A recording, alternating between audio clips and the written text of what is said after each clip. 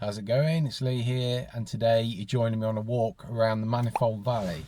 So we're starting here in Wetton, and we're going to head north past Wetton Hill, onto Ecton Hill, and then down to Ecton.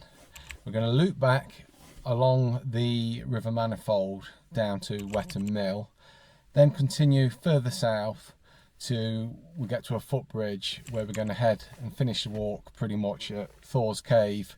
I think it's about 7 miles all in all.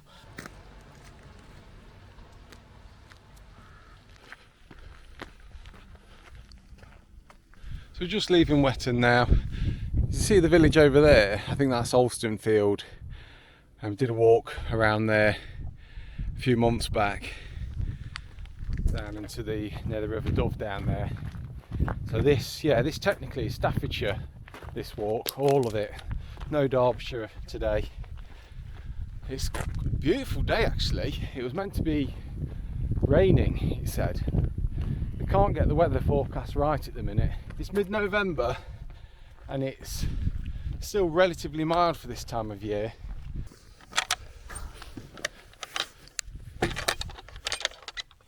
Oh, look at that buzzard there. Jesus. It's one of the biggest I've ever seen. This Ecton Hill copper mine that we're going to go and see shortly is a fascinating place. There's so much to explore all around the Peak District. I mean, here, look at this. This was I'm guessing an old quarry from God knows when. But if you're like me and you like exploring these things, Peak District's absolutely brilliant for it. That buzzard's coming back, look. The crows saw it off, but it's back for more. Wants a bit more action. Beautiful birds. So you can see on the left hand side here, kind of almost a bit of obviously it's the valley, and that's the Manifold. So like I say, we're going to loop past this Wetton Hill and then come back along there, and Thor's cave's over on this hill here. Can't quite see it because of the shadows that the sun's casting. So this Wetton Hill is actually sort of split into two really. You've got like the east side and the west side with like a dip in between, and on each summit of the east and the west there's a bowl barrow on each one that goes back to the Bronze Age, which is still incredible to think. Just see the first glimpses of Ecton Hill. I think there's a trig at the top. You can already see spoil heaps. There's so many shafts and adits and workings up there from when it was a copper mine, from the 1700s to the late 1800s. But yeah, I'm going to go up here. I've never been to the top of this Wetton Hill before. I'm just geeking out over a hole here. It's funny when you start looking around places, looking for evidence of perhaps man-made activity. It's amazing what you can see when you start looking. So here, this doesn't look natural. This looks like a platform, possibly, potentially a couple of buildings here at one time. Perhaps this is a little bit of a spoil heap. If you look here, was this an old mine? Alright, so I've got the torch. Let's have a look what we've got going on here then. Oh yeah, that's going down, isn't it? So it looks like a cast iron pipe there. Who knows? Could just be talking a load of rubbish. It's probably just a hole in the side of the bloody cliff. Hopefully you can hear me. It's a bit windy up here, but this is it. This is that ancient barrow. Right, so we're going to head back down here, take this lane up, and then up onto Ecton Hill.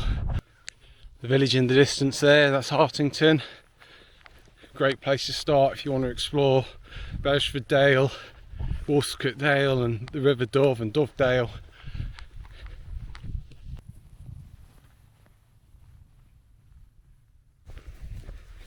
Just so you know, this walk, it is on the website. I think it's walk 24. So yeah, all the directions, GPX file, all that are on there. So if you like the look at this route, get yourself over to the website. I'll put a link in the description. You don't get that many remote places in England, but there's a couple of houses dotted around here in that farm. You're nestled right in the valley here.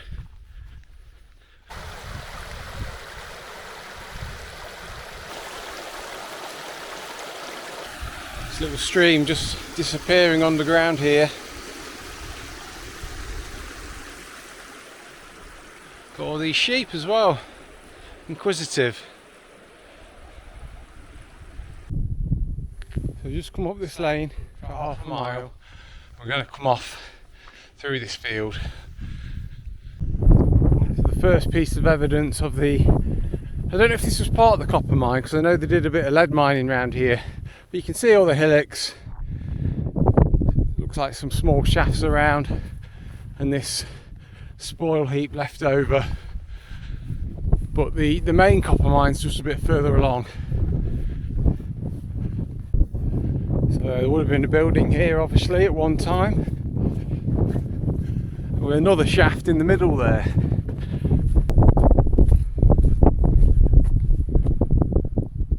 Another dilapidated building here, look. You can tell this is old. Maybe this was a part of the farming as opposed to the mining. Looks like this possibly could have been like a bit of a sheepfold. Tiny little entrance there. Oh, you can just feel the history in here though. Oh, I just love stuff like this. I'm trying to imagine how old this is. I mean, the 1600s, 1700s maybe. You can see over here as well, more spoil heaps. This was definitely to do with the copper mine. There's a shaft up there. There's a shaft over here. There's lots of interconnecting adits and tunnels. And it went, I think it's one of the deepest in England. If we look over here, look at this stone. This is a dress stone. It's been carved into this shape. Look at that, look how ornate that is. That's fantastic. So was that a pillar? Was it part of the roof?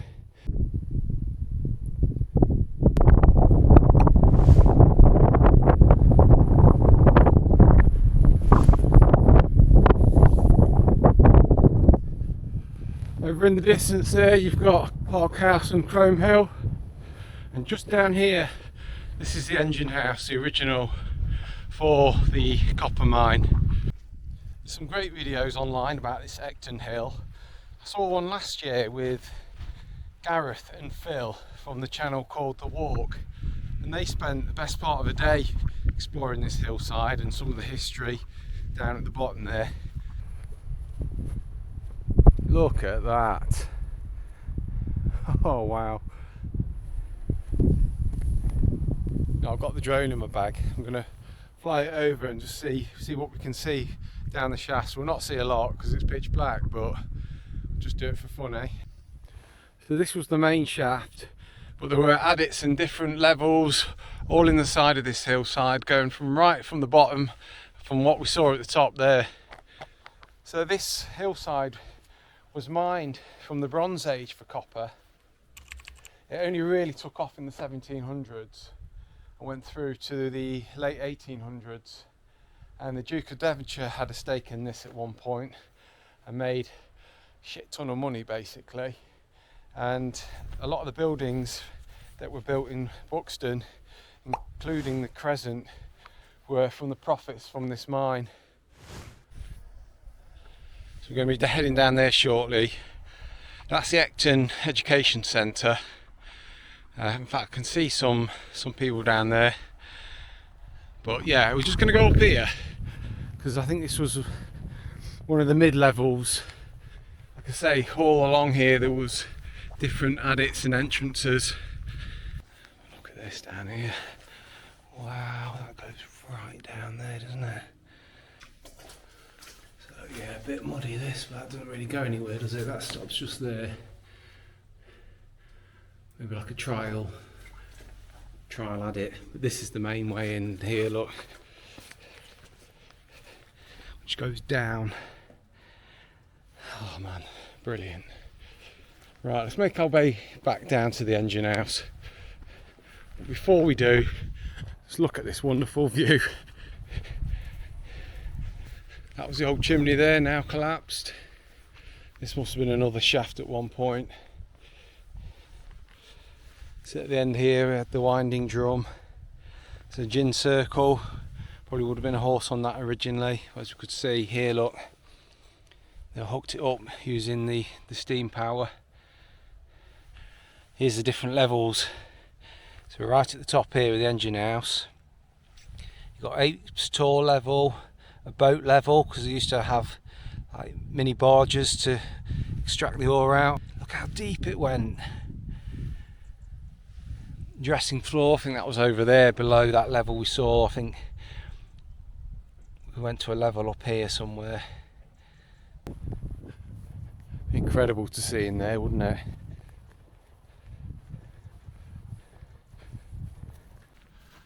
Right, let's move on. We're going to circle around this field heading down, and there's a powder house where they used to store the explosives. So we'll pass that and then get down to the valley floor. So this is that powder house I was talking about. So this is where they stored the gunpowder to blow all the rock out.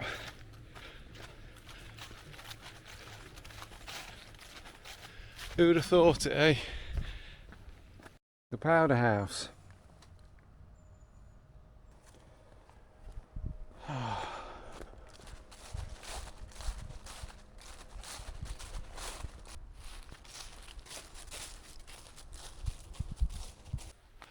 Look at this place. What a building. So we're now on the valley floor. Over here you've got the River Manifold, and this line here used to be the Leek and Manifold Valley light railway. Used to run all the way, I think, to Waterhouses, and that came about in the early 1900s. I think the idea was that the mines were going to open again, and then you could use the light railway line to carry the ore away. But the mines never opened. There was a creamery down here, and the light railway pretty much survived because of that creamery. So used to ship all the milk and dairy products out of the valley using the light railway. It was also used a little bit for tourism, but obviously, certainly in winter months, you don't get that many people down here. So it only lasted, I think, 30 odd years, and they had to shut it down. So I think this area here was the remains of that creamery I was talking about, which was just at the side of the road here, and with a railway passing by. Just all derelict now, the remains.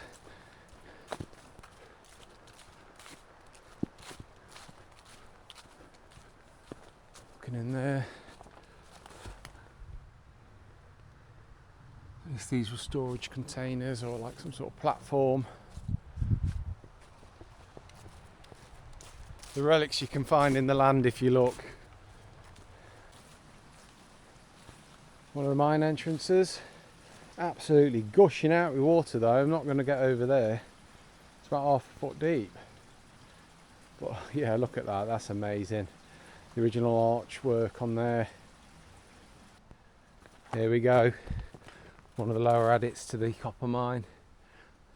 I think that Gareth and Phil was saying that the creamery actually stored some of its produce in here because of the temperature. Right, let's go and have a look in here. Yeah, it's interesting in here because you've got this brickwork, so it would make sense that something was done after the mining in here. Look at that, look how far that goes. Deadly silent in here. Look at the flies in here.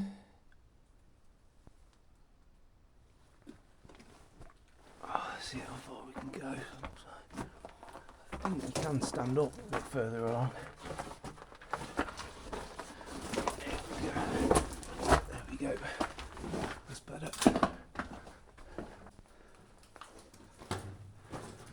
Oh, look at this thing here. Wow. Bit of iron work there. What was that part of? An old pipe? That's unbelievable. it's getting a bit wet here. Oh, look at this, bit of old rail track. Yeah, we'll make our way back to the entrance. But you just think the men down here in the 1700s carting all that copper out. Finding stuff like this, look at this. An old can, what's that? Corona, some lemonade.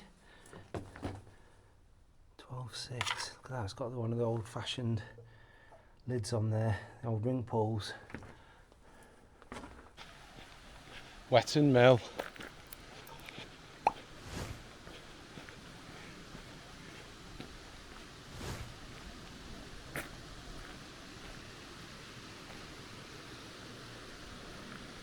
There's a fantastic cave up there as well. Normally I would go in there today, but running a little bit late. Need to get back as always, so we're going to leave that today. But if you do come this way, I think it's Nantor Cave, something like that.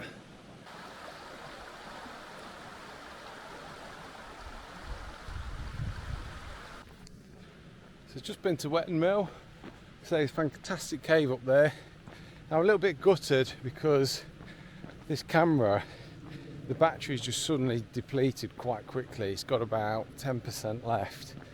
For whatever reason, the power bank isn't charging it up very well.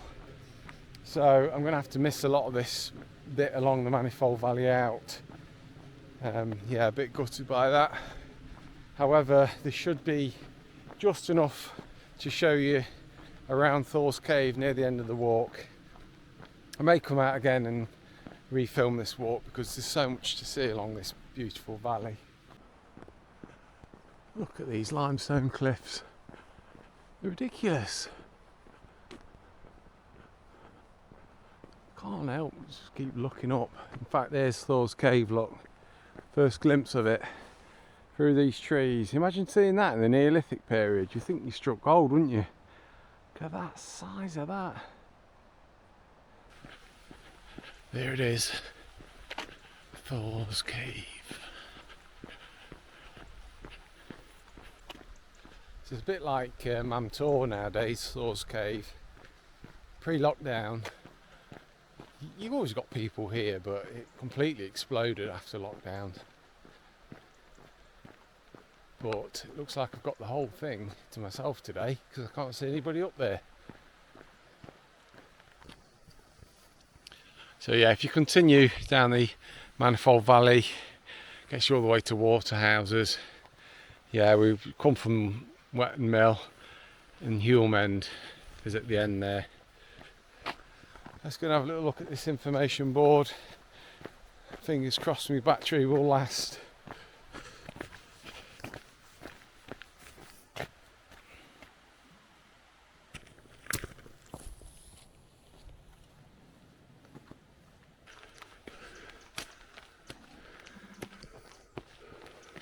It's absolutely crazy in here. What a place.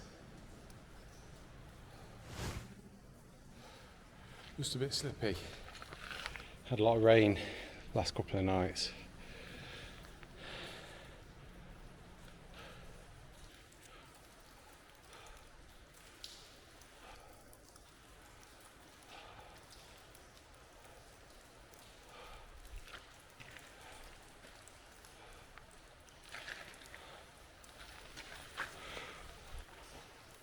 Ten out of 10 for Thor's Cave. I love a good cave. Thor's Cave is one of the best, I think, in the country. So we've leaving Thor's Cave behind. Had a little look on the top as well. If you do visit here, it's always worth going up to the top to get that expansive view down the Manifold Valley. But we've only got about half a mile left now. We're just taking this track, which pretty much leads all the way back to Wetton. Almost done. This camera's got about 3% battery, so it's going to die any second, so I'm going to say bye now. Thanks for watching. Hope you enjoyed this walk. Link to the walk is in the description. Just say to the end, cheers, and hopefully I'll see you again soon on another walk. Cheers all, bye for now.